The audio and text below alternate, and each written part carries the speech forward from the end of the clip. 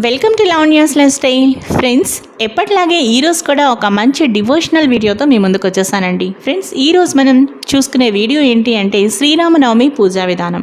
శ్రీరామనవమి రోజు సీతారాముల్ని ఎలా పూజించుకోవాలి, అలాగే శ్రీరామనవమి రోజు ఏ ఏ పుష్పాలతో మనం సీతారాముల్ని పూజించాలి, అలాగే శ్రీరామనవమి నైవేద్యాలు ఏమిటో ఈరోజు మనం ఈ వీడియోలో చాలా క్లియర్గా తెలుసుకుందాం. పదండి. శ్రీరామనవమి శ్రీరామచంద్రమూర్తి జన్మించిన రోజుగా మనము శ్రీరామనవమి పండుగ జరుపుకుంటున్నాము. అలాగే శ్రీరామనవమి రోజు సీతారాముల కళ్యాణం కూడా చక్కగా చూస్తూ ఉంటాము. అలాగే శ్రీరాముడు రావణుని వధించి దిగ్విజయంగా అయోధ్యకు తిరిగి వచ్చిన రోజు కూడా ఈరోజే. మరునాడు అనగా నవమి తరువాత దశమి రోజున శ్రీరామ పట్టాభిషేకం జరిగినది. ఇది ప్రతి హిందువుకు మరువరాని సంతోషకరమైన రోజు.